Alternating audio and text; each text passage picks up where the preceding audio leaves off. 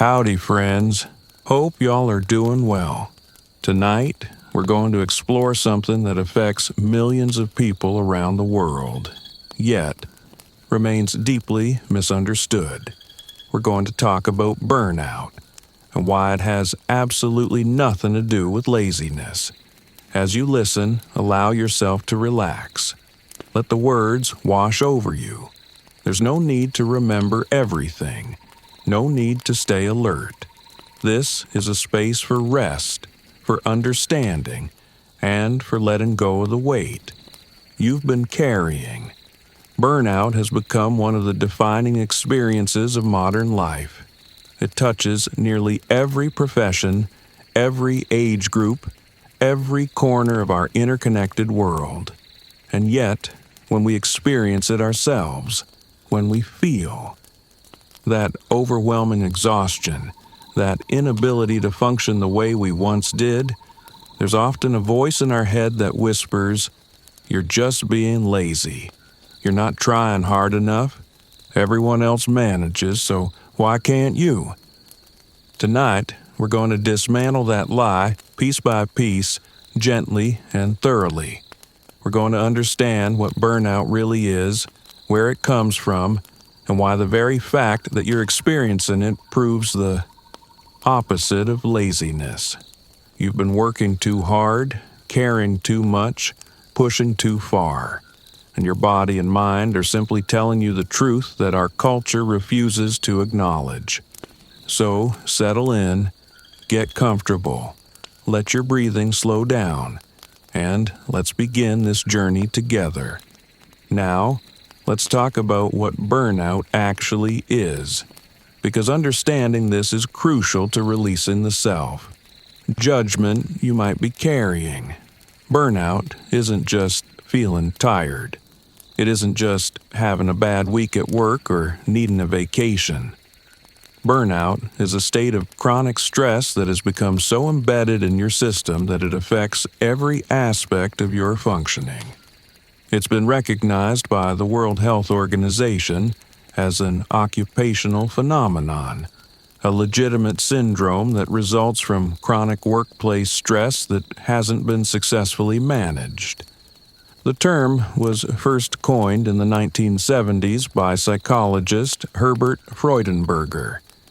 He was working in a clinic with volunteers who treated people with substance abuse issues.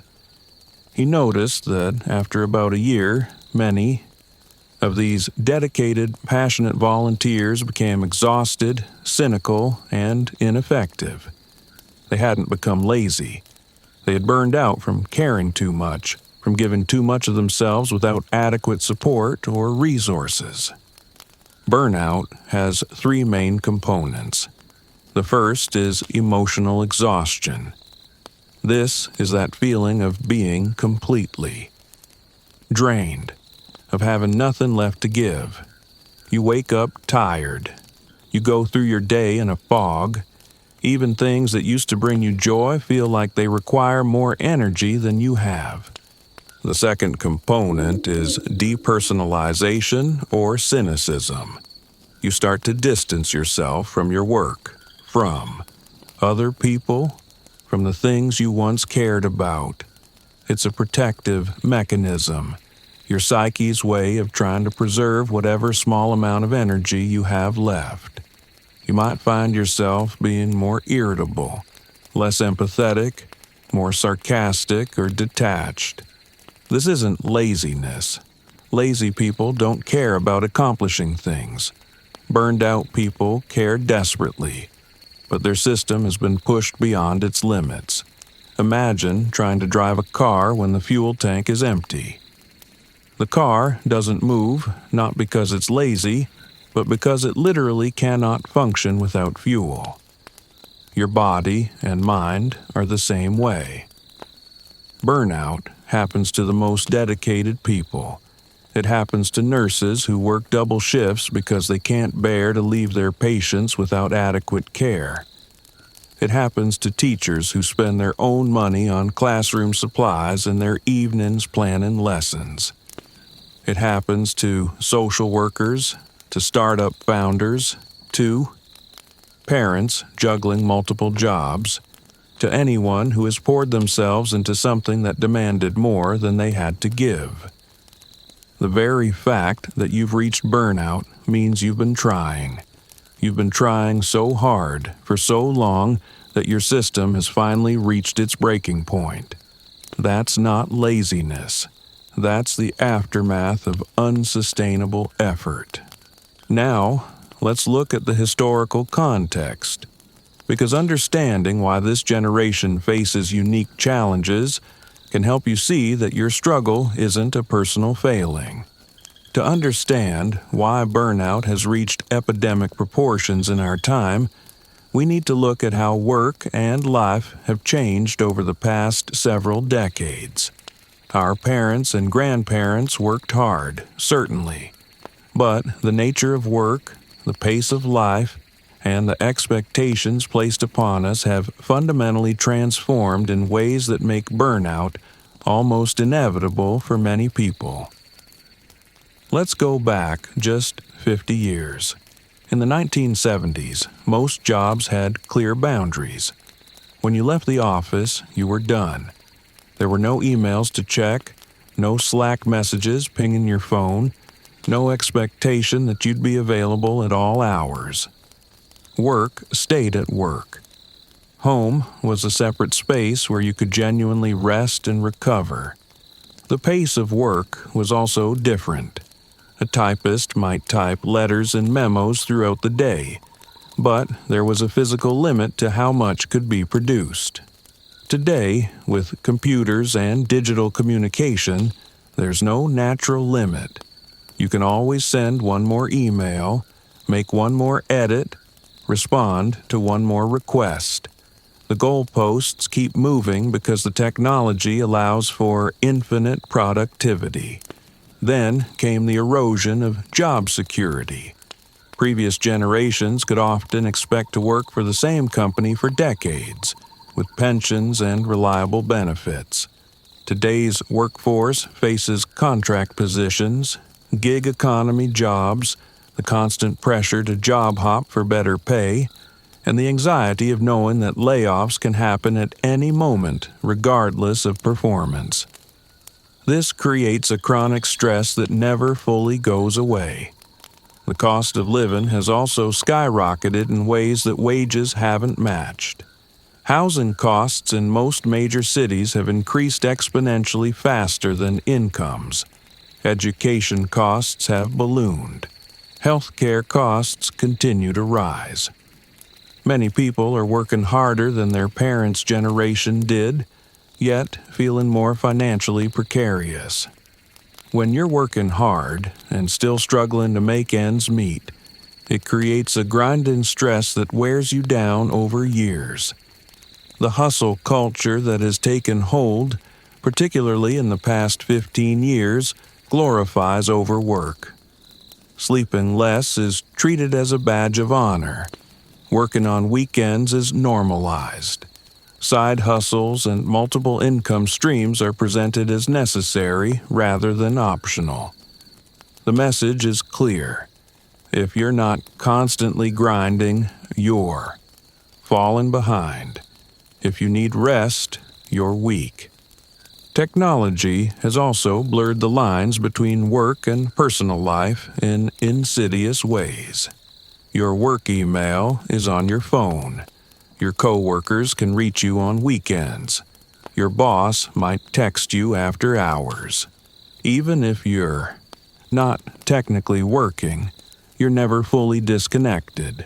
Your brain never gets to fully shift out of work mode, never gets the recovery time it needs. We also live in an era of polycrisis, climate change anxiety, political polarization, pandemic after effects, economic instability, social upheaval. Our nervous systems are dealing with chronic, low-level stress about the state of the world, in addition to personal stresses.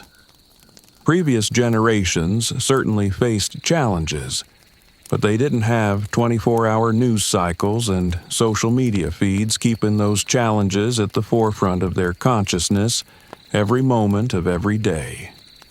All of this creates a perfect storm for burnout. You're not burning out because you're weak or lazy.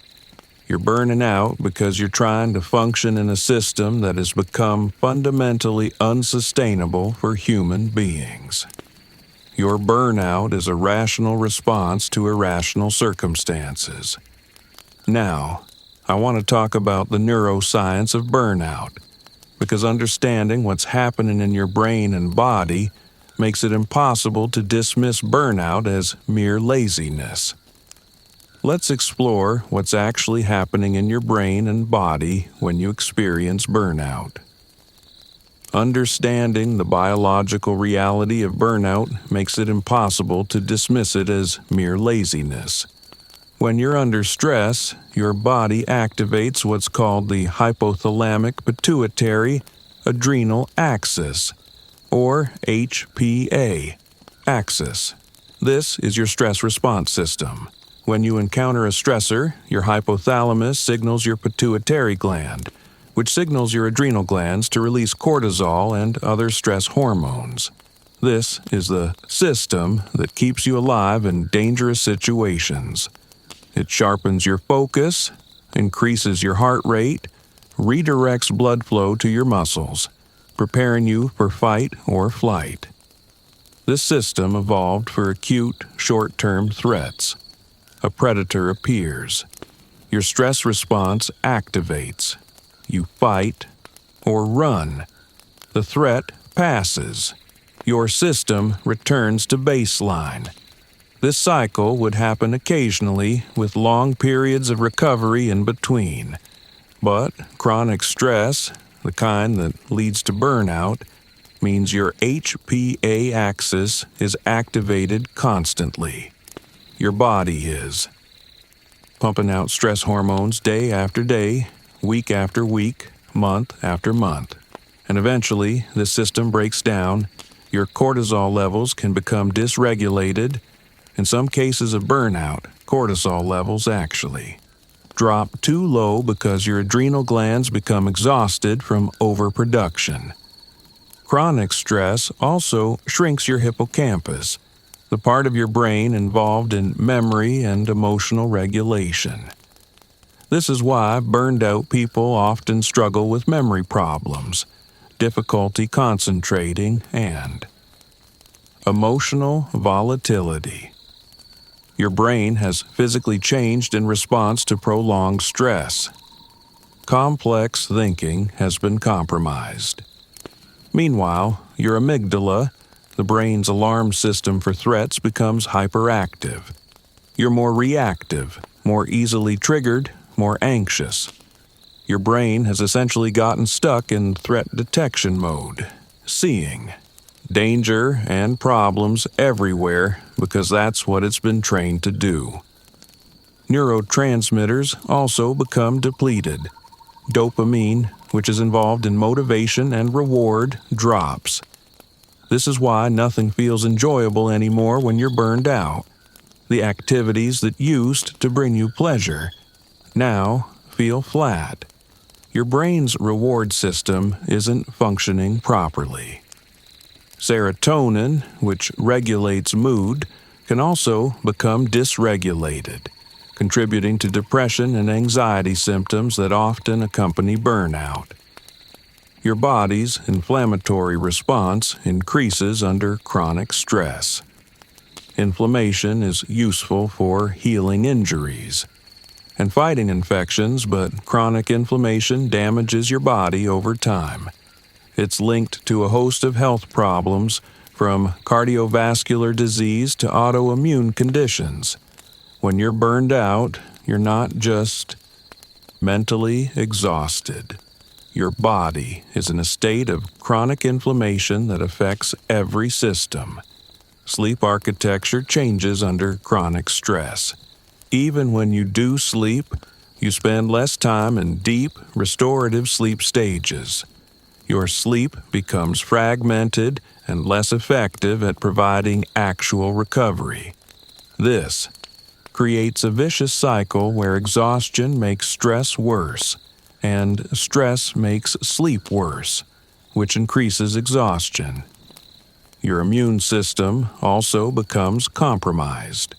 Chronic stress suppresses immune function, making you more susceptible to infections and illnesses. If you've noticed that you seem to catch every cold that goes around, or that minor health issues have become more frequent, that's your immune system struggling under the weight of chronic stress. All of these changes are measurable biological realities. They show up on brain scans, in blood tests, in physiological measurements. Burnout isn't something you're imagining or exaggerating. It's a state of genuine, physiological dysregulation that affects your brain and body in profound ways. When someone tells you burnout is just laziness, they're denying biology. They're denying neuroscience. They're asking you to pretend that physical changes in your brain and body don't matter, that you should be able to override them through sheer force of will. But that's not how human biology works. Recovery from burnout requires addressing these physiological changes. Your brain needs time to heal, to rebuild depleted neurotransmitters, to restore normal stress response patterns. Your body needs time for inflammation to decrease, for cortisol regulation to normalize, for sleep architecture to improve. This takes time, often months. It requires genuine rest, not just a weekend off. Understanding the neuroscience of burnout helps us see it for what it truly is, a state of physiological depletion that results from chronic overexertion. You cannot think your way out of burnout any more than you can think your way out of a broken leg. Healing requires actual rest, actual recovery time, actual changes to the conditions. That created the problem in the first place. When you're struggling, when you can't seem to get things done, when you're exhausted all the time, it's easy to internalize the message that you're just not trying hard enough. So let's be very clear about what laziness actually is and how profoundly different it is from burnout. Laziness is a choice. It's a decision to avoid effort when effort is possible. A lazy person has the energy and capacity to do something, but chooses not to because they'd prefer to do something easier or more enjoyable. Laziness is characterized by avoidance without distress. The lazy person isn't tormented by what they're not doing. They're content with their inaction. Burnout is the inability to function despite desperate desire to do so. Burned out, people want to be productive. They want to complete their tasks, fulfill their responsibilities, show up for the people who depend on them. The inability to do these things causes profound distress. If you're lying awake at night feeling anxious about everything you couldn't accomplish, you're not lazy. Lazy people sleep just fine. A lazy person's lack of activity is consistent across domains. They avoid effort in work, in personal projects, in relationships, in everything. A burned-out person often has specific areas where they still function, often at high levels, while other areas collapse completely. You might be able to show up for work and maintain a professional facade, but come home with nothing left for personal relationships or self-care. Or you might pour everything into your children while letting your career slide. This selective depletion is characteristic of burnout, not laziness. Laziness improves with motivation or consequences. If you offer a lazy person sufficient reward or impose sufficient consequences, they'll typically mobilize and take action. Burnout doesn't respond to motivation or consequences. You can threaten yourself, bribe yourself, guilt yourself all you want, And you'll still be unable to function properly because you're operating from a place of depletion. It's like trying to motivate a car with an empty tank to drive faster. The motivation isn't the problem. Lazy people feel energized by rest. Give them a day off and they bounce back, ready to engage again if they choose to. Burned out people can rest for days, weeks even, and still feel exhausted. The exhaustion of burnout is deep, persistent, and doesn't resolve with simple rest because it's a state of systemic depletion, not just tiredness. Burnout is accompanied by physical symptoms that laziness isn't. Headaches, muscle tension, digestive issues, frequent illness, insomnia despite exhaustion, appetite changes.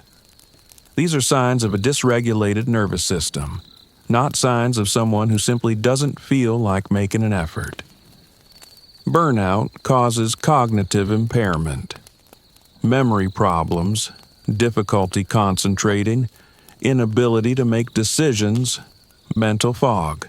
These aren't things you can fake or choose. Lazy people have normal cognitive function. They simply choose not to apply it. Burned-out people desperately want to think clearly and cannot. The emotional experience is entirely different. Laziness might be accompanied by contentment, maybe mild. Guilt at most. Burnout comes with intense emotional suffering. Anxiety, depression, hopelessness, worthlessness, shame. The emotional pain of burnout is a sign of how much you care, how much you've been trying, how. Experiencing burnout. By definition, you've been pushing yourself too hard for too long. Your current inability to function is the direct result of past over-functioning. Consider the trajectory. A lazy person maintains a consistent low level of effort. A burned-out person typically has a history of high achievement, high effort, high dedication, followed by sudden or gradual collapse. If you look back at your life and see years of pushing yourself hard, meeting deadlines, taking on extra responsibilities, trying to do everything right, and then something broke, that's burnout. That pattern is the opposite of laziness. Burnout improves with genuine systemic change. Reduced workload, better boundaries, therapeutic intervention, lifestyle changes. Laziness improves with accountability and motivation. If what you're experiencing gets better when you finally give yourself permission to rest, when you reduce your obligations, when you stop pushing so hard, that's proof it was burnout, not laziness. Here's perhaps the most important distinction. Lazy people don't worry that they're lazy. They're generally fine. With their level of effort, the very fact that you're concerned about being lazy, that you're judging yourself harshly, that you're pushing yourself to do more even when you're depleted, that proves you're not lazy.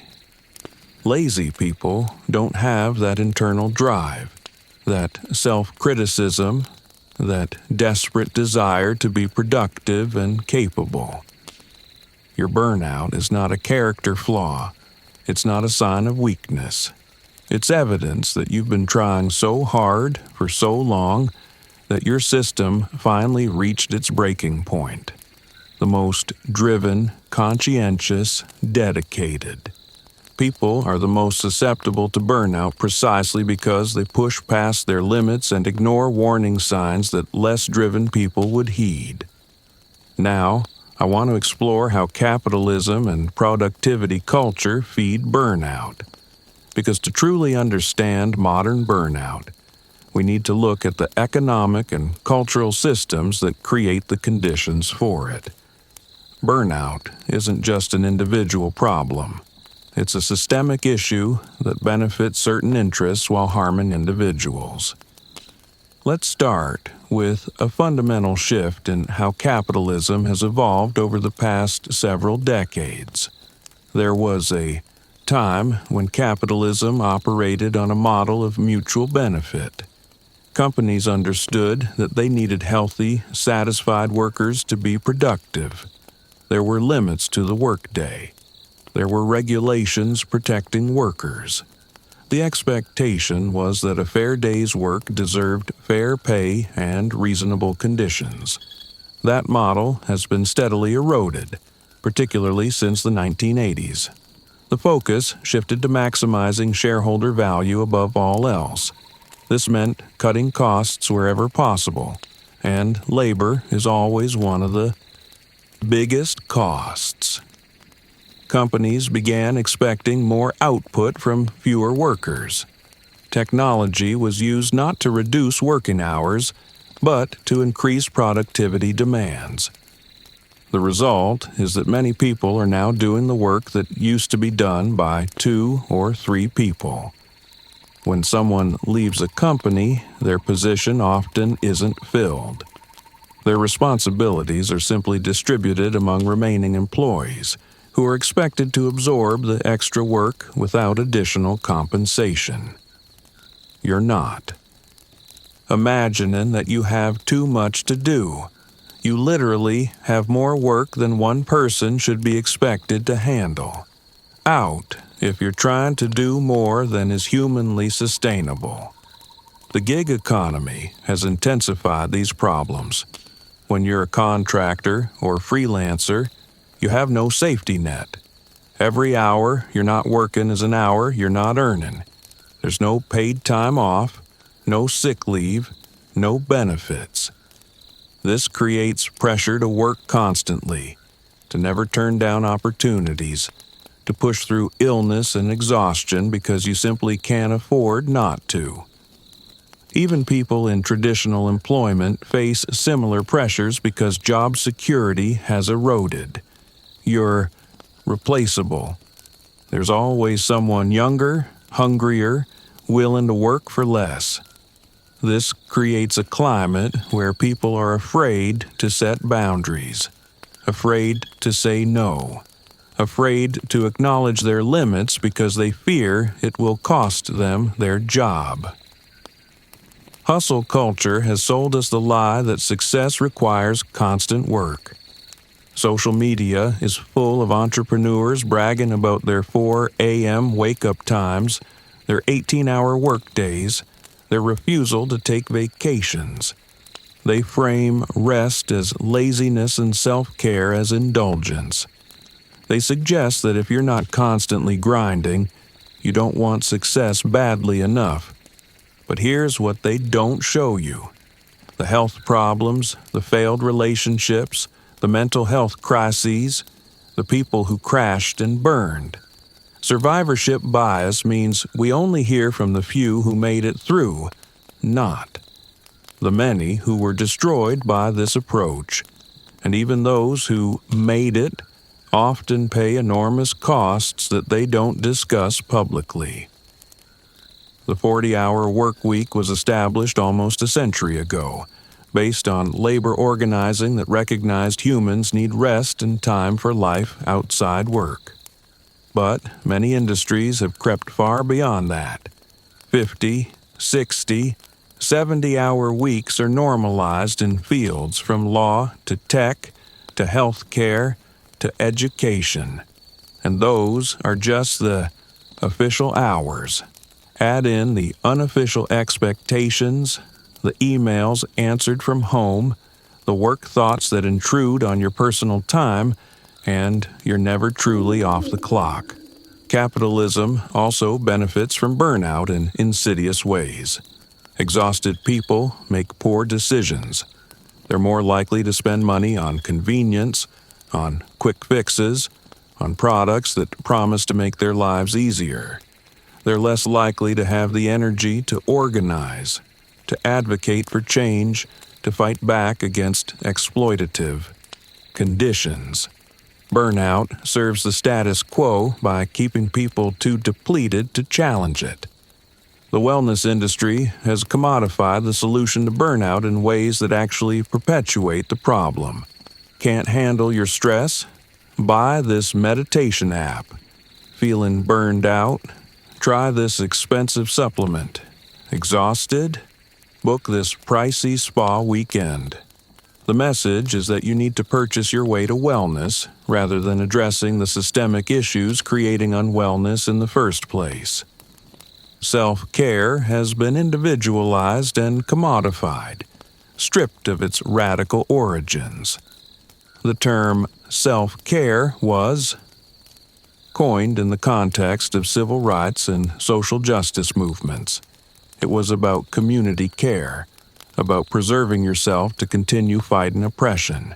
Now, it's been reduced to face masks and bubble baths, individual consumer choices rather than collective resistance. Exploitative job. You cannot meditate your way out of poverty wages and crushing cost of living. You cannot manifest your way out of a system designed to extract maximum productivity while providing minimum support. This doesn't mean self-care is useless. Rest, boundaries, stress management techniques. These things matter and can help. But they're band-aids on a wound that needs stitches. Real solutions to burnout require systemic change. Better labor protections, living wages, universal health care, affordable housing, limits on working hours, strong unions, cultural shifts in how we value rest and sustainability over endless growth. When you experience burnout, you're often told the problem is your time management, your resilience, your self-care routine. You're told you need to work on yourself. But the problem isn't you. The problem is that you're trying to survive in a system that treats humans as resources to be used up rather than people with inherent worth and legitimate needs. Your burnout is a rational response to an irrational system. It's your body and mind's way of saying, this isn't sustainable. Something has to change. And instead of ignoring that message, instead of pushing through, maybe the most radical thing you can do is listen. Not because you're lazy, but because you're human. Now, let's explore the perfectionism connection, because there's a particular personality profile that's extremely susceptible to burnout, and it has nothing to do with laziness. In fact, it's characterized by the exact opposite traits. Many people who burn out are perfectionists, high achievers, people who have spent their entire lives doing everything right, meeting every expectation, exceeding every standard. And that very dedication is what sets them up for collapse. Perfectionism isn't about having high standards. It's about never feeling like you've done enough, never feeling like you are enough. It's about deriving your sense of worth from achievement and accomplishment, which means you can never truly rest because rest feels like failure. If you're a perfectionist, you probably learned early in life that your value came from performance. Maybe you got more attention from parents when you brought home good grades. Maybe you felt invisible unless you were achieving something notable. Maybe you grew up in circumstances where perfect performance felt like the only way to stay safe, to avoid criticism, to secure love and approval. This creates a deep, subconscious belief. I'm only worthy if I perform. I'm only lovable if I achieve. I'm only acceptable if I never make mistakes, never fall short, never need help. And this belief drives you to push yourself relentlessly. Perfectionists often have difficulty delegating or accepting help because they believe that if they want something done right, they have to do it themselves. This means taking on far more than one person should handle. You're doing your job, plus covering for others' shortcomings, plus taking on extra projects to prove your worth, all while maintaining impossibly high standards for everything. Perfectionism is also connected to something called all-or-nothing thinking. If you can't do something perfectly, you feel like there's no point in doing it at all. This might sound counterintuitive. Wouldn't this lead to doing less? But in practice, it means that when you do commit to something, you go all in, devoting far more energy. There's also a phenomenon where perfectionists have extremely high standards for themselves, but are often much more compassionate toward others. You'd never judge a friend as harshly as you judge yourself. You'd never expect from others what you expect from yourself. This disconnect means you lack the self-compassion that could protect you from burnout. Perfectionists also struggle enormously with rest because rest feels like giving up. If you're not actively working toward something, you feel like you're wasting time, falling behind, letting people down. You might know, intellectually, that rest is important, but emotionally, it feels impossible to allow yourself to truly rest without guilt. The perfectionist's internal monologue is relentless. There's a constant voice pointing out everything you could be doing better, everything you haven't done yet, every way you're falling short. This voice doesn't take breaks. It's there when you're working, telling you you're not working hard enough or well enough. It's there when you're resting, telling you you shouldn't be resting. It's exhausting. Burnout often hits perfectionists particularly hard because they've ignored warning signs for so long. When you're committed to perfect performance, you push through fatigue, stress, physical symptoms, relationship strain. You tell yourself you'll rest when the project is done, when the busy season is over, when things calm down. But for perfectionists, things never calm down because there's always another goal, another standard to meet. The collapse, when it comes, feels catastrophic. Suddenly, you can't maintain the performance you've always maintained. You're making mistakes. You're forgetting things. You're unable to meet deadlines. For someone whose entire sense of self is built on competence and achievement, this feels like complete personal failure. The shame is overwhelming. But here's what's actually happening. Your perfectionism didn't protect you from burnout. It caused it. Your high standards, your relentless drive, your inability to rest. These are what depleted you. You didn't fail because you're lazy or weak. You failed because you were trying to operate at an unsustainable level indefinitely, and no human can do that. Recovery from burnout for perfectionists requires confronting some deeply held beliefs. You need to question whether your worth really does depend on achievement. You need to practice self-compassion, which might feel completely foreign. You need to learn that good enough is actually good enough, that you don't need to do everything perfectly to be valuable and lovable. This is incredibly difficult work. These beliefs are often decades old, formed in childhood, reinforced by 1,000 experiences. They feel true even when you intellectually know they're not. But they're also the beliefs that are destroying you. Letting go of perfectionism doesn't mean lowering your standards or not caring about quality. It means recognizing that you're a human being with human limitations, and that pushing past those limitations doesn't make you stronger or better. It just makes you sick. This is the work of healing from burnout when you're a perfectionist. Learning to be human, learning to be imperfect, learning that you can rest without guilt and still be a good person. It's learning that self-compassion isn't self-indulgence, that boundaries aren't selfish, that your needs matter.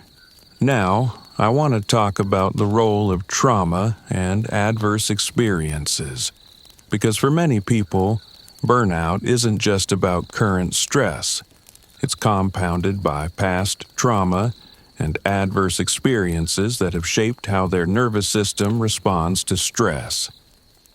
Understanding this connection is crucial to understanding why some people are more vulnerable to burnout than others, and why recovery can be complex.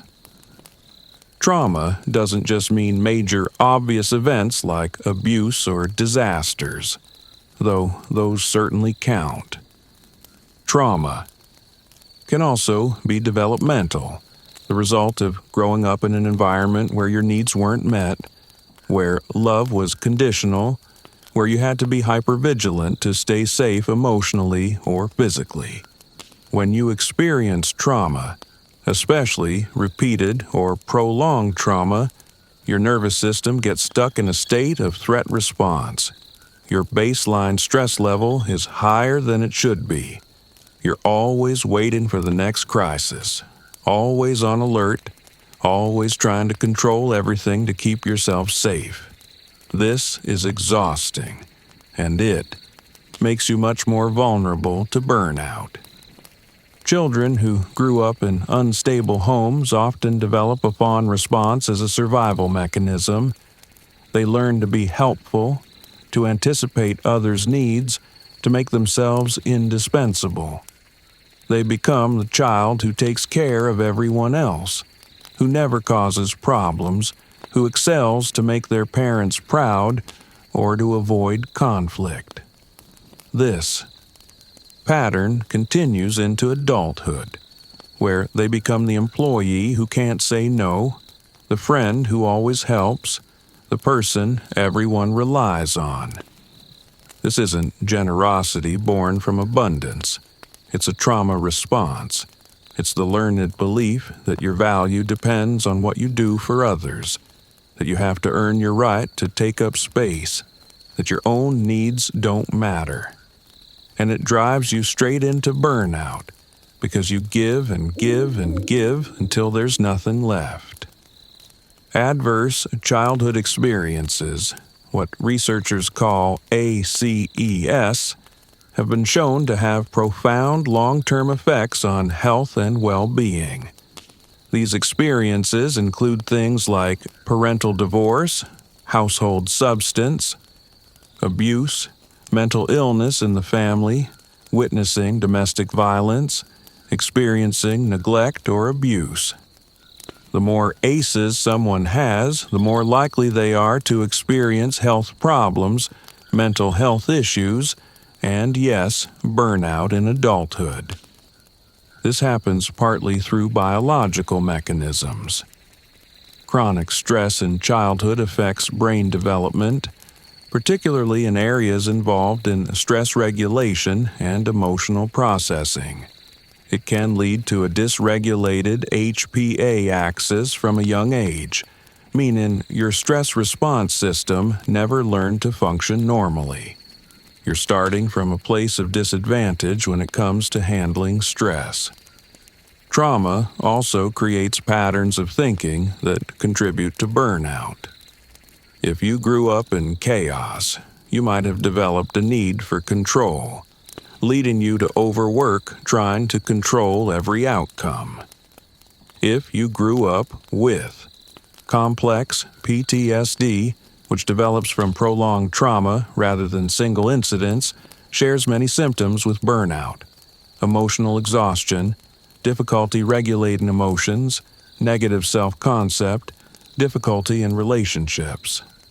Sometimes what looks like burnout is actually trauma surfacing, or burnout can trigger unresolved trauma, making everything feel exponentially more overwhelming. Burnout can also be a form of re-traumatization. If your original trauma involves situations where you were powerless, where your needs were ignored, where you were overwhelmed and alone, then finding yourself in a work situation where you're powerless to change conditions, where your needs are ignored, where you're overwhelmed and unsupported, it recreates that original trauma. Your nervous system responds as if the past is happening now. This is why some people have particularly severe reactions to burnout. It's not just about current stress. It's about current stress triggering an entire history of unresolved pain and fear. Your response isn't disproportionate. Your system is responding to the cumulative weight of everything you've endured. Healing from burnout when there's underlying trauma requires more than just rest and boundary setting.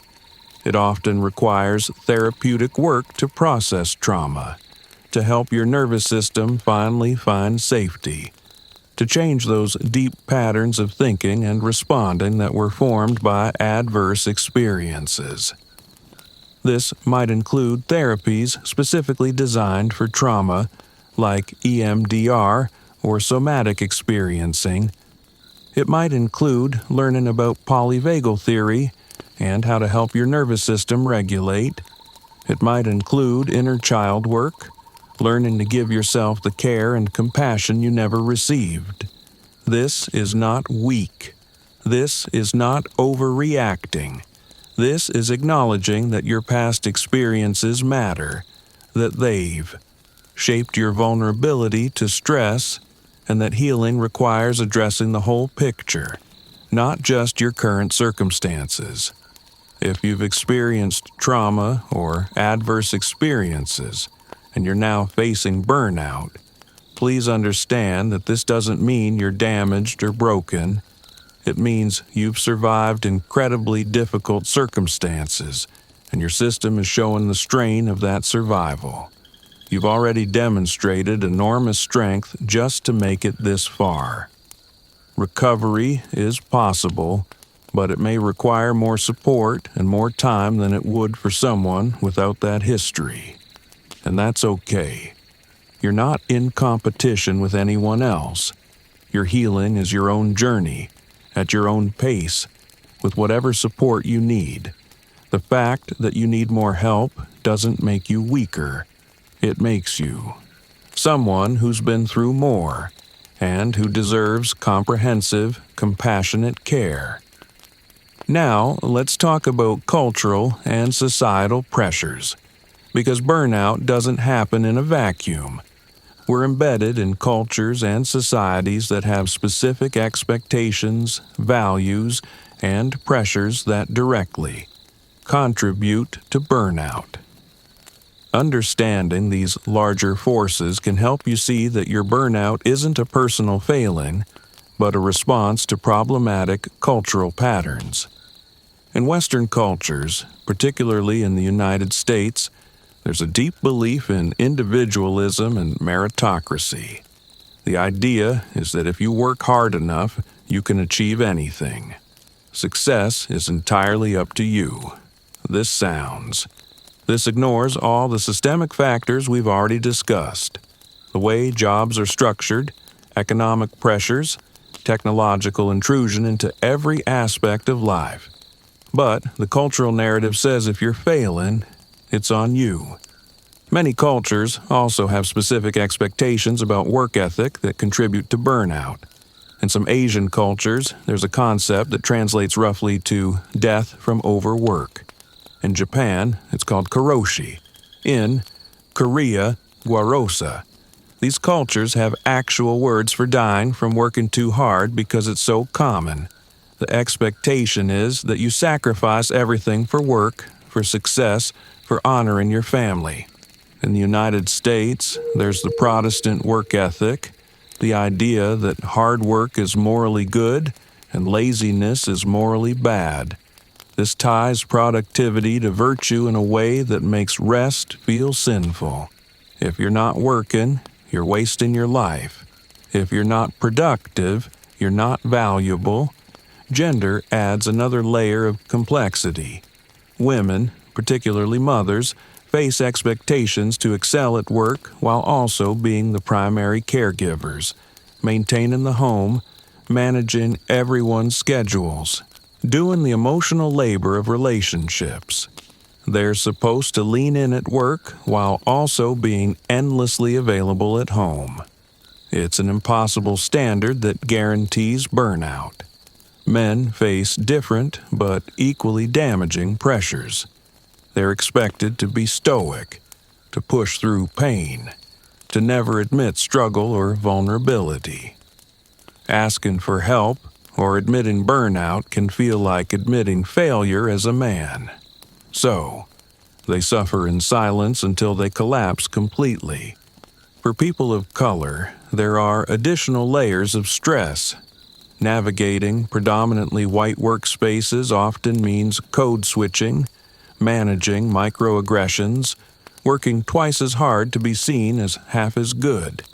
There's pressure to represent your entire community, to be perfect so you don't confirm stereotypes.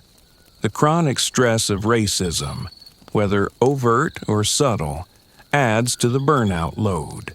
LGBTQ individuals may face stress from hiding their identity at work, from discrimination, from the emotional labor of deciding whether to come out in professional contexts. Marginalized groups of all kinds carry extra burdens that mainstream discussions of burnout often ignore. Class plays a huge role too. If you're working class or poor, you likely can't afford to burn out. You don't have the luxury of quitting a toxic job or taking time off to recover. You might be working multiple jobs just to survive with no benefits, no job security, no cushion if something goes wrong. Your burnout is compounded by financial precarity. There's also age-related pressure. Young people are told they should be hustling, building their careers, saying yes to every opportunity. If they're exhausted, they're told they're young, they should have energy, they should be grateful for opportunities older generations didn't have. Older workers face pressure to prove they're still relevant, still keeping up with younger colleagues, not becoming obsolete. Social media has created new forms of pressure around productivity and success. Everyone's highlight reel is on display. People share their wins, their achievements, their perfect moments. What they don't share is the struggle, the failure, the ordinary, boring reality of most of life. This creates unrealistic expectations and constant comparison. All of these cultural forces combine to create an environment where burnout is almost inevitable, yet still somehow seen as a personal failing. You're supposed to navigate impossible expectations, systemic inequities, and relentless pressure. And if you can't do it with a smile, something must be wrong with you. But nothing is wrong with you. What's wrong is a culture that values productivity over humanity, that treats people as machines that should run constantly without maintenance, that punishes vulnerability and normalizes unsustainable stress. Your burnout is not a sign that you're weak or lazy. It's a sign that you're human, trying to survive in a culture that often seems designed to burn people out. Understanding this can help release some of the shame and self-blame and redirect that energy toward advocating for change, both in your own life and in the broader culture. Now, let's talk about gender-specific experiences of burnout, because men and women often experience and express burnout differently, for reasons that are both biological and cultural. For women, burnout often manifests as overwhelming exhaustion coupled with an inability to stop trying to do everything. Women are socialized to be caregivers, to put others' needs first, to maintain relationships, to manage households, to be endlessly giving. Even women who work full-time often come home to a second shift of domestic labor. Research consistently shows that even in dual-income households, women do significantly more housework and childcare than men. They're also doing more of the invisible labor, remembering birthdays, scheduling appointments, managing family logistics, doing the emotional work of relationships. All of this is work, exhausting work, but it's often not recognized as such. Women are also more likely to be perfectionists, more likely to internalize criticism, more likely to blame themselves when things go wrong. This means they're more likely to respond to stress by trying harder rather than stepping back. They'll push themselves to the point of collapse rather than admit they need help. The concept of good girl conditioning plays into this. Many women were raised to be pleasant, accommodating, helpful. Saying no feels wrong. Setting boundaries feels selfish. Prioritizing their own needs feels impossible. So they say yes to everything, take on everyone else's problems, and wonder why they're exhausted. For mothers, the pressure is even more intense. There's an expectation of intensive mothering, of being endlessly available, endlessly patient, endlessly sacrificing. Mothers are supposed to work full-time, but also be the primary parent. They're judged for working too much and judged for not working enough. They can't win. Working mothers often describe feeling like they're failing at everything, not present enough at work, not present enough at home, not taking care of themselves, not maintaining friendships, not being the partner they want to be. This constant sense of falling short is exhausting and feeds directly into burnout. Women's burnout is also often dismissed or minimized. When women express exhaustion, they might be told. For men, burnout often looks different on the surface but comes from equally damaging pressures. Men are socialized to be providers, to be strong, to never show weakness. Admitting struggle feels like admitting failure as a man. Men's burnout often manifests as anger, irritability, withdrawal. They might self-medicate with alcohol, overwork even more, throw themselves into activities that distract from their emotional state. The emotional exhaustion and vulnerability at the core of burnout don't fit the masculine script, so they're expressed in ways that feel more acceptable. Men also face intense pressure to succeed in their careers. For many men, their sense of identity and worth is deeply tied to their work and their ability to provide. If they're struggling at work, if they're exhausted and can't perform, it threatens their entire sense of self. The expectation of stoicism means men often don't have the emotional support networks that women typically do. They might not talk to friends about struggles. They might not seek therapy or help until they're in crisis. They suffer alone, which makes burnout worse. Men in caregiving roles, whether as fathers or in professions like nursing or teaching that are coded as feminine, may face additional pressure. They might feel they need to prove they're capable, to overcome stereotypes, to work extra hard to be taken seriously. For non-binary and transgender individuals, the pressures can be even more complex. Navigating a workplace that may not respect their identity, dealing with discrimination or misgendering, managing the stress of transition if applicable, all while trying to maintain professional performance, creates layers of stress that contribute to burnout. Understanding these gender-specific patterns isn't about creating division. It's about recognizing that we all face different combinations of pressures based on how we're socialized and how society treats us. Your experience of burnout is shaped by your gender, but at the core, we all share the same human vulnerability to chronic stress and exhaustion. Now, I want to talk about what recovery from burnout actually looks like, because understanding that you're burned out is only the first step. Recovery from burnout isn't simple or quick. It's not a matter of taking a vacation or doing some self-care for a week and bouncing back.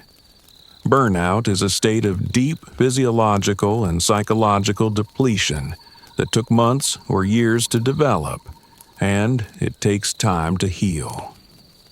The first and most important step in recovery is accepting that you are burned out and that this is serious. Stop minimizing it. Stop telling yourself you just need to push through. Stop comparing yourself to others who seem to be handling more. Your experience is valid, your exhaustion is real, and you need to treat this as seriously as you would any other health condition. This might mean taking medical leave if possible. It might mean radically reducing your commitments, even if this feels terrifying. It might mean disappointing people, letting things fall apart that you've been holding together. This is incredibly hard, especially for people who are conscientious and caring. But continuing to push through will only make things worse. Rest also means protecting yourself from stimulation. Your nervous system is frazzled and needs quiet. This might mean less social media, less news, less noise, less input of any kind. It might feel boring or isolating, but it's necessary for healing. Setting boundaries becomes crucial in recovery. You need to learn to say no. You need to stop taking on other people's problems. You need to protect your time and energy fiercely. This feels selfish if you're used to being given, but it's not selfish. It's survival. Boundaries might mean not checking email after work hours.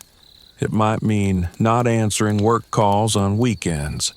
It might mean telling family you can't help with something. It might mean ending relationships that are draining. Every time you set a boundary, you're choosing yourself. And that's exactly what you need to do right now.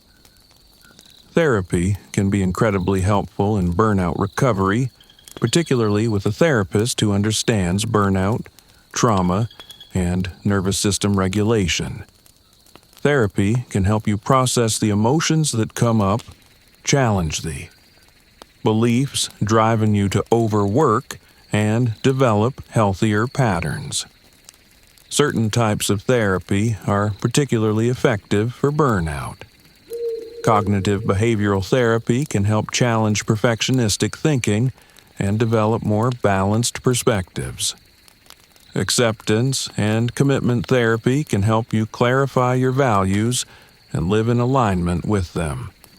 Somatic therapy can help address the ways trauma and stress are held in your body. Reconnecting with your body is an important part of recovery. Burnout often involves disconnecting from your body, ignoring its signals, pushing past its limits. Healing requires learning to listen again. This might include gentle movement, like walking or yoga, body scan meditations, progressive muscle relaxation, anything that helps you feel present in your body. Pleasure and joy need to be actively cultivated. When you're burned out, nothing feels enjoyable. Your reward system is broken. But gradually, you can rebuild it by engaging in small, pleasurable activities, even when they don't feel good at first. This might be listening to music, spending time in nature, creating art, playing with animals, whatever historically has brought you joy. Social connection is healing. but it needs to be the right kind of social connection. You need people who support you without demanding anything from you. You need people who accept that you're struggling and don't try to fix you or tell you what to do. You need people who can just be present with you. Addressing the root causes is essential for sustainable recovery. If you go back to the same job, same workload, same patterns that cause burnout in the first place, you'll just burn out again. Something fundamental has to change. Maybe that means a job change. Maybe it means setting firmer boundaries at your current job. Maybe it means redefining success for yourself. Back in the exhaustion. This is normal. Healing from burnout happens in waves, not in a straight line. Be patient with yourself. It's also normal for recovery to bring up a lot of emotions. You might feel angry at yourself for letting it get this bad. You might feel angry at the people and systems that pushed you to this point. You might grieve the time you lost to burnout, the opportunities you missed.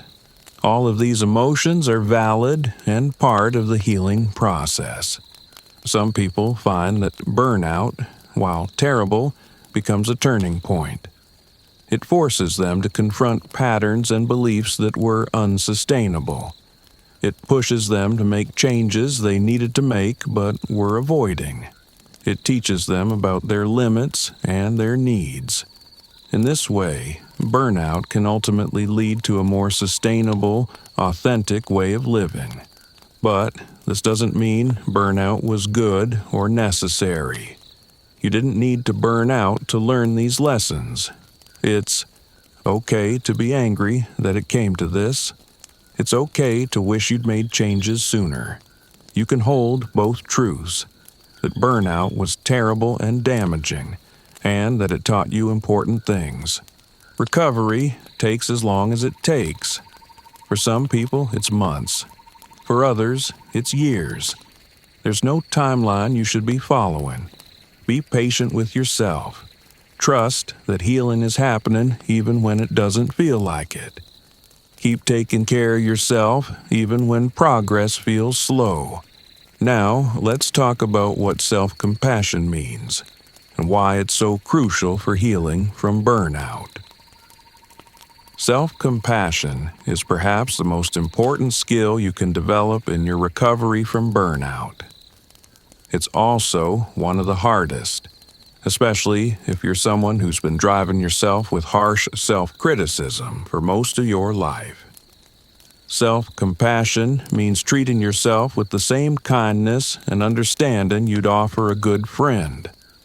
When you make a mistake, instead of berating yourself, you acknowledge that everyone makes mistakes. When you're struggling, instead of telling yourself to toughen up, you acknowledge that this is hard and you're doing your best. Research by Kristen Neff and others has shown that self-compassion is strongly protective against burnout. People who are self-compassionate are less likely to burn out, and when they do experience burnout, they recover more quickly. This is because self-compassion buffers against the harsh self-judgment that exacerbates stress. Self-compassion has three main components. The first is self-kindness versus self-judgment. Instead of criticizing yourself for your failures and shortcomings, you're kind to yourself. You talk to yourself the way you'd talk to someone you care about. This feels weird and wrong if you're used to being your own harshest critic, but it's learnable. The second component is common humanity versus isolation. This means recognizing that struggle and imperfection are part of being human. You're not struggling because there's something uniquely wrong with. The third component is mindfulness versus over-identification. This means being aware of your difficult emotions without getting overwhelmed by them. You can notice, I'm feeling anxious without spiraling into, I'm an anxious person, and I'll always be anxious and everything is terrible. You observe the feeling without becoming consumed by it. Practicing self-compassion doesn't mean letting yourself off the hook or lowering your standards. It means recognizing that beating yourself up doesn't actually make you perform better. In fact, harsh self-criticism is associated with worse performance, more procrastination, and more anxiety. Self-compassion, on the other hand, is associated with greater motivation, resilience, and well-being. One powerful self-compassion practice is the self-compassion break. When you notice you're struggling, you pause and say to yourself, "This is a moment of suffering. Suffering is part of life. May I be kind to myself in this moment." It feels silly at first, but with practice, it becomes a powerful tool for interrupting harsh self-judgment. Another practice is talking to yourself like you'd talk to a friend. When you notice harsh self-talk, ask yourself, "Would I say this to a friend? If not, what would I say to a friend?" Then try saying that to yourself instead. It feels awkward, but it helps you recognize how cruel you're being to yourself. Self-compassion also means setting boundaries and taking care of your needs without guilt. When you're compassionate toward yourself, you recognize that your needs matter, that you deserve care and rest, that saying no to things that harm you is not selfish. For perfectionists, self-compassion is particularly challenging because it feels like you're lowering your standards or accepting mediocrity. But that's not what it is. Self-compassion is recognizing that you're human, with human limitations, and that pushing past those limitations doesn't make you better. It makes you sick. Self-compassion is also not self-pity. Self-pity involves getting stuck in your own suffering and seeing yourself as a victim. Self-compassion acknowledges suffering while also recognizing your strength and capacity to cope. It's empowering rather than disempowering. Building self-compassion takes time, especially if you've spent decades being self-critical. You'll forget. You'll slip back into harsh self-judgment. That's okay. When you notice it, that's the moment to practice self-compassion about your lack of self-compassion. Be kind to yourself about the process of learning to be kind to yourself. Some people find self-compassion practices like loving-kindness meditation helpful. These practices involve systematically extending wishes of well-being to yourself and others. They can feel strange at first, but research shows they actually change brain patterns associated with self-relating. Self-compassion is not a luxury or an indulgence. For someone recovering from burnout, it's a necessity. The harsh self-judgment that likely contributed to your burnout will sabotage your recovery if you don't address it. Learning to be compassionate with yourself is not optional. It's essential. Now, let's explore what it means to reimagine productivity and success in ways that are sustainable and humane. One of the biggest shifts in recovering from burnout is questioning the narratives about productivity and success that you've internalized. Most of us have absorbed messages about what it means to be successful, to be valuable, to be worthy. And many of these messages are fundamentally at odds with human well-being. But humans are not machines designed only to produce. We're complex beings who need beauty, meaning, connection, rest, joy. A life oriented entirely around productivity is a diminished life, no matter how successful it appears from the outside. Redefining success starts with questioning whether the goals you're pursuing are actually your goals or goals you've absorbed from parents, society, your field, social media, what do you actually want from your life? Not what do you think you should want, but what actually matters to you deep down. For many people, this questioning reveals that they've been chasing goals that don't actually align with their values. They've been trying to meet standards that don't mean anything to them personally. They've been sacrificing what they actually care about in pursuit of external markers of success. Maybe success doesn't have to mean reaching the top of your field. Maybe it can mean having time for relationships. Maybe it can mean work that feels meaningful, even if it's not prestigious. Maybe it can mean enough financial security to feel safe without requiring extreme wealth. Maybe it can mean time to pursue creative interests, to be in nature, to simply live without constant stress. Productivity can be redefined too. Maybe productivity isn't about maximizing output. Maybe it's about doing work that matters to you in ways that feel sustainable while maintaining your health and relationships. Maybe some days productivity means resting so you can function tomorrow. Maybe sometimes productivity means doing nothing at all. There's a concept in some cultures of dolce far niente, the sweetness of doing nothing. The idea that there's value and pleasure in simply existing, in being present, and not always striving. Western productivity culture has mostly lost this, but it's something we desperately need to reclaim. Rest is productive. Connection is productive. Play is productive. Not in the sense that they produce tangible outputs, but in the sense that they sustain you. They fill you up. They make you human. Without these things, you become a depleted shell, just going through the motions of productivity without any life behind it. Setting more realistic goals is also part of reimagining success.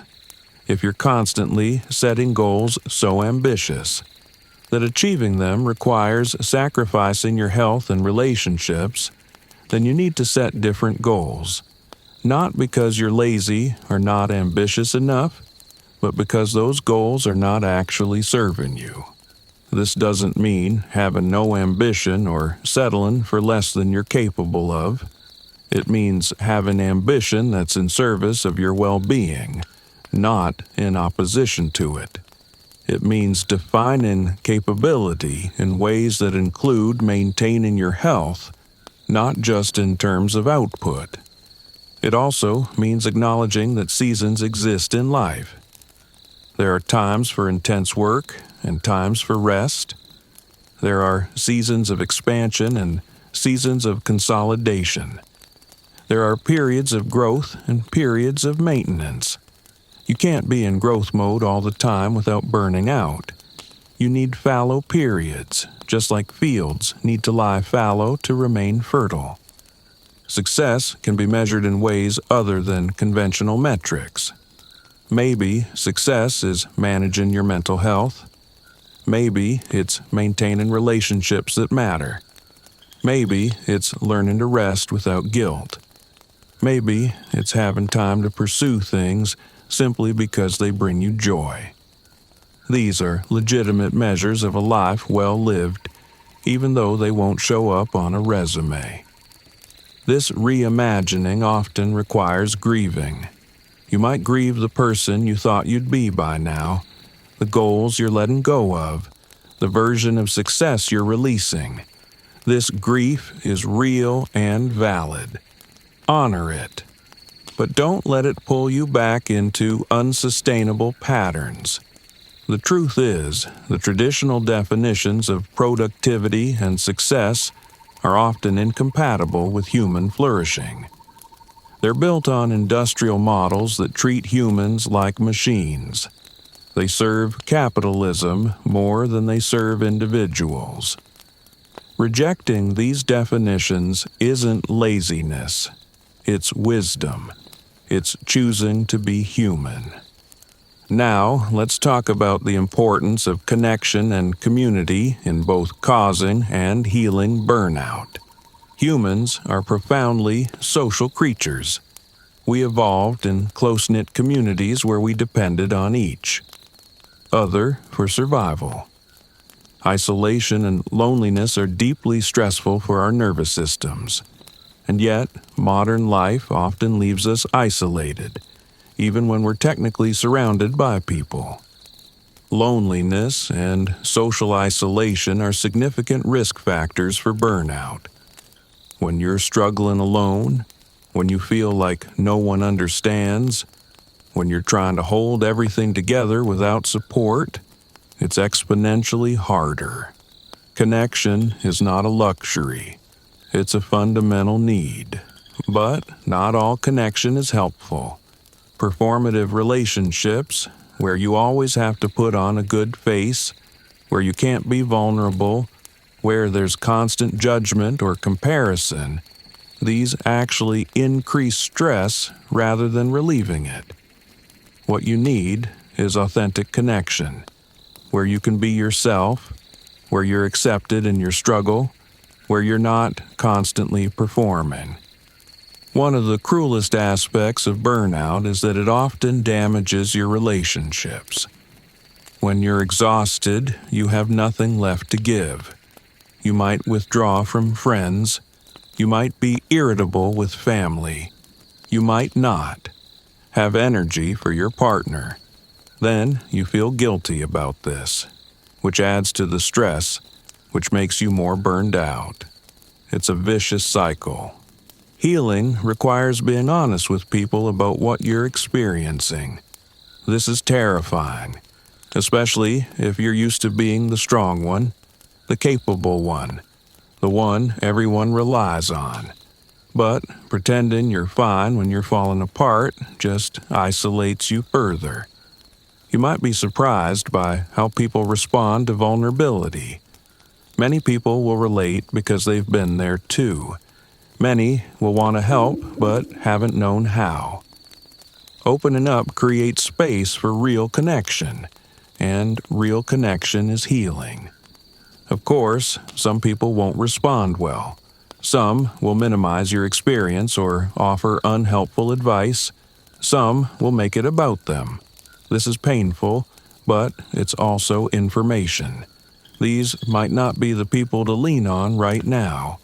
And that's okay. You don't need everyone to understand.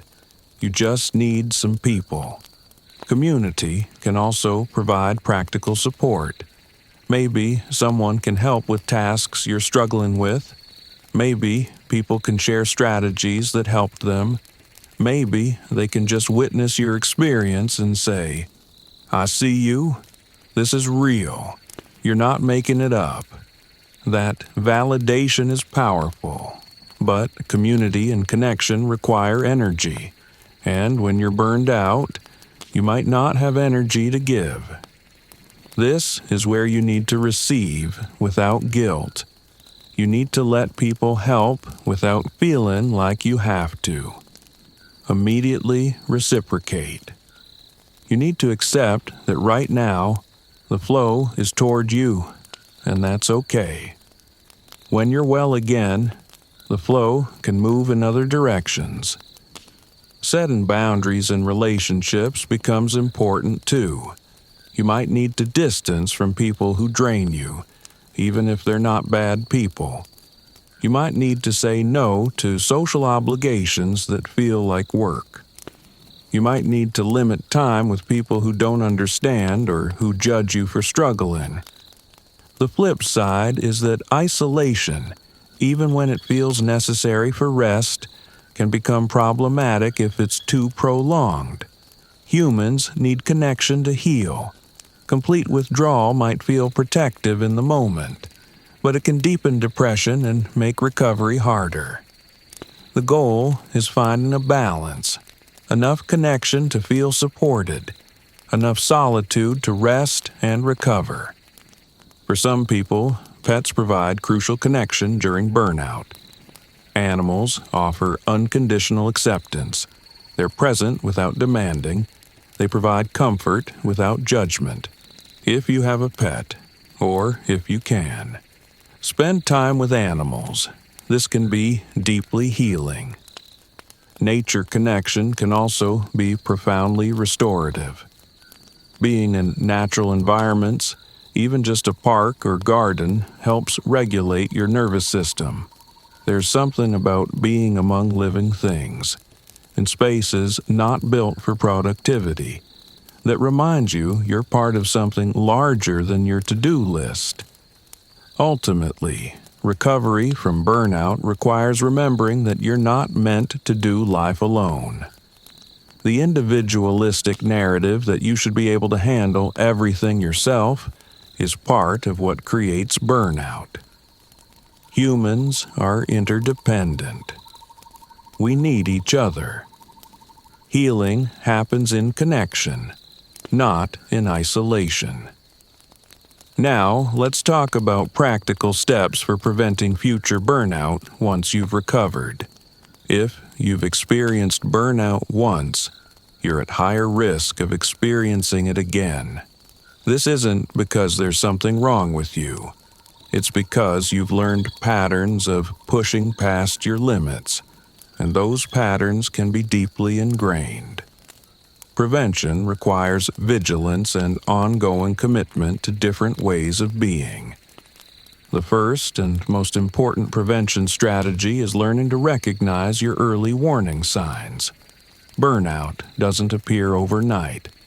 There are typically warning signs: sleep problems, increased irritability, difficulty concentrating, decreased satisfaction with work, physical symptoms like headaches or digestive issues, withdrawn from relationships, cynicism, reduced performance. Different people have different warning signs. Get to know yours. What happens in your body and mind when you're getting overwhelmed? Maybe you clench your jaw. Maybe you stop exercising. Maybe you start snapping at people. Maybe you can't fall asleep because your mind is racing. These are your early warning system. Learn to pay attention. Responding might mean saying no to something new. It might mean delegating tasks. It might mean taking a day off. It might mean having a conversation with your manager about workload. It might mean adjusting your expectations of yourself. The specific response matters less than the willingness to actually do something when you notice you're heading toward trouble. Building rest into your regular rhythm is essential. You can't run on fumes for months and then try to recover with a week's vacation. You need regular restoration. This might mean genuinely unplugging on weekends. It might mean a daily practice that helps you decompress. It might mean regular time in nature or with people who fill you up. Whatever it is, it needs to be consistent, not something you do only when you're desperate. Maintaining boundaries long-term is perhaps the hardest part of prevention. It's easy to set boundaries when you're in crisis. It's much harder to maintain them when you're feeling better and pressures start mounting again. But boundaries are what protect you from sliding back into burnout. They're not optional. This means being willing to disappoint people sometimes. It means being okay with not being the person who does everything. It means accepting that saying no to some things is how you say yes to your well-being. These boundaries will be tested constantly. Stay firm. Regular check-ins with yourself help maintain perspective. Maybe once a week, you sit down and honestly assess. How am I doing? What's working? What's not working? What needs to change? This kind of intentional reflection helps you catch problems before they become crises. Maintaining your support system is crucial. Don't let relationships slip just because you're feeling better. The time to build and maintain connections is when you're well, so they're there when you need them. Keep going to therapy if that's been helpful. Stay connected to people who understand. Don't isolate just because you're managing okay. Being selective about commitments means really thinking before saying yes to new things. Every yes is a no to something else, often to rest or personal time. Before taking on anything new, ask, do I actually want to do this? Do I have capacity for this? What will I need to give up to make room for this? Is that a trade-off I'm willing to make? Adjusting your relationship with work is often necessary. This might mean accepting that you'll never be the person who works 60-hour weeks. That might close some doors, and that's okay. The doors it keeps open, the ones to health and relationships and a sustainable life, are more important. It might also mean redefining what success looks like in your career. Maybe you're not going to be CEO. Maybe you're going to be someone who does good work, contributes meaningfully, and also has a life outside work. That's not settling. That's wisdom. Continuing practices that support your nervous system regulation helps maintain resilience. This might be meditation, yoga, breath work, time in nature, creative expression, whatever helps you feel grounded, and everyone has them. Yours might be different from others, and that's okay. Advocating for systemic change, when you have capacity for it, helps not just you, but others too. Maybe it's pushing for better policies at your workplace. Maybe it's having conversations about burnout and stress. Maybe it's modeling healthier boundaries for others. Maybe it's supporting political changes that protect workers. Whatever form it takes, working toward cultures and systems that don't burn people out is part of prevention. Remember that prevention is ongoing. You don't recover from burnout, and then you're fine forever. You need to keep practicing the things that keep you well, keep setting boundaries, keep listening to your body, keep prioritizing rest. It's a lifelong practice, not a one-time fix. And if you do start sliding toward burnout again, despite your best efforts, that doesn't mean you failed. It means you're human, living in systems that make burnout likely. Catch it as early as you can, respond with compassion for yourself, and make the changes you need to make. This is an ongoing practice, not perfection. Now, as we move toward the end of our time together tonight, I want to talk about finding meaning and purpose beyond productivity. One of the deepest questions that arises during and after burnout is, what am I living for? If you've been deriving all your meaning and identity from work and achievement, burnout can create an existential crisis. Who are you if you're not productive? What's the point of your life if you're not accomplishing things? These questions are painful, but also potentially transformative. They create space to examine what actually matters to you, not what you've been told should matter. Meaning isn't found only in achievement. Meaning is found in connection, in beauty, in small moments of presence, in being kind, in creating, in experiencing, in loving, in simply being part of the world. We've narrowed meaning down to productivity and accomplishment. But that's such a limited view of what makes life meaningful. Think about what you remember from your life. chances are it's not the times you worked late or checked off your to-do list. It's moments of connection, experiences of beauty, times you helped someone, times someone helped you, moments of joy or peace or love. That's where meaning lives. Cultivating presence is a powerful practice for finding meaning beyond productivity. So much of modern life is spent in your head, planning and worrying and analyzing, but life happens now, in this moment.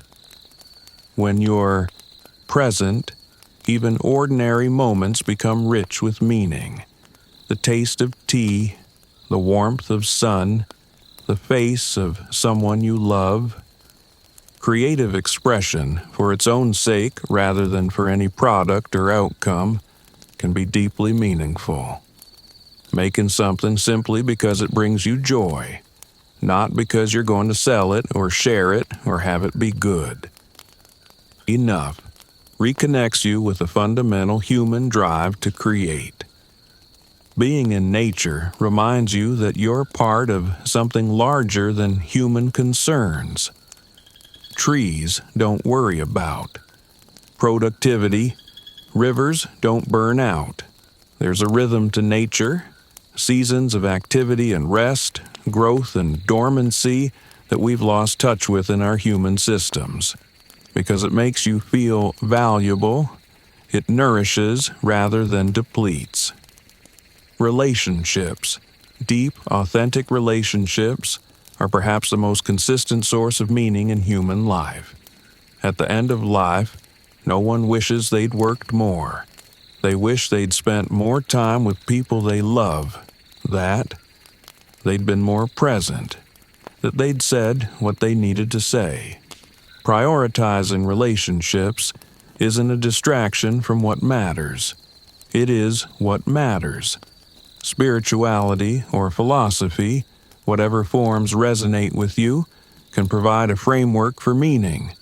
Whether it's religious faith, secular philosophy, connection to something transcendent, having a sense that there's something larger than yourself and your individual concerns can be grounding and meaningful. Learning and curiosity for their own sake, not for career advancement or productivity, reconnect you with the joy of being a human who gets to experience and understand this amazing, complex world.